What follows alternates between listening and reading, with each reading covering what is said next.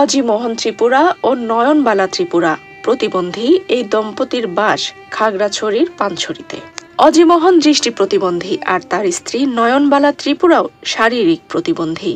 ঠিকভাবে সমতল পথেই চলতে যাদের হোঁচট খেতে হয়, তাদের সুপেয় বিশুদ্ধ পানির ব্যবস্থা করতে প্রতিদিন পার হতে হয় আধা কিলোমিটার পাহাড়ের উঁচু নিচু সরু মেঠো পথ। নিরাপদ পানির সংকট খাগড়াছড়িবাসীর একটি বড় সমস্যা।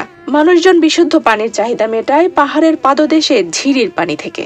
তবে প্রতিবন্ধী দম্পতি নিজেদের পানির চাহিদা মেটায় পাহাড়ের তলদেশের ছড়ার ময়লা আবর্জনা মিশ্রিত পানি থেকে।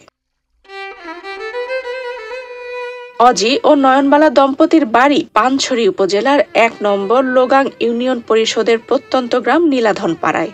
অজি মোহনের দু চোখই অন্ধ, তার সহধর্মিণীও শারীরিক প্রতিবন্ধী। খুঁড়িয়ে খুঁড়িয়ে হাঁটে সে। ভিক্ষাবৃত্তি করেই চলে তাদের সংসার। স্ত্রী নয়নবালার কাঁধে হাত রেখে প্রতিদিন সকাল হলেই ছুটে চলেন পানছড়ি বাজার, লোগাং বাজার সহ বিভিন্ন পাড়ার দোকানে দোকানে। বিকল্প পানির ব্যবস্থা না থাকায় সারা বছর ছড়ার ময়লা দূষিত পানি পান করেন এই স্বামী স্ত্রী। তাই দুজনেই পানিবাহিত রোগে অসুস্থও হয়ে পড়েন। টাকার অভাবে চিকিৎসাও করতে পারেন না বলে জানান অজি মোহন। কানা মানুষ, বউ ল্যাংরা, আমিও কানা, তারপর অসহায়। পানি গোসল করে তো খাইতো, পানি কষ্ট, কাঁচের বিষ আছে, সে সময় অসুখী হয়, তো চিকিৎসা করিবার টাকা পয়সার সমস্যা নাই, জরুরি আমি দরকার, সে সময় আমি কি করিব? কারণ মানুষ টাকা পয়সা নাই, রোগী হইলে অসুখ বিষ হইলে কেমনে করি?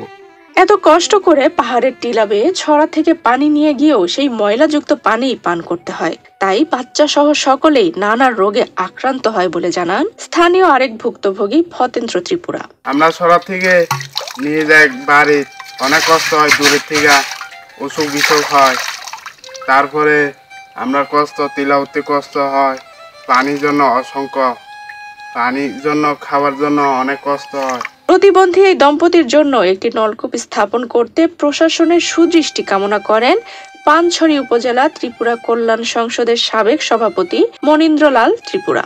অজি মোহন ত্রিপুরা এবং স্বামী স্ত্রী উভয় প্রতিবন্ধী। তারা 200-250 ফুট নিচে থেকে পানি নিয়ে আসে, খুব সংকট হচ্ছে। তাদের জন্য যদি প্রশাসন একটু গভীর নলকূপের জন্য ব্যবস্থা করে দেন, এর জন্য প্রশাসনের নিকট আমি দৃষ্টি আকর্ষণ কামনা করছি, তাদের জন্য একটু সুব্যবস্থা করে দেওয়ার জন্য।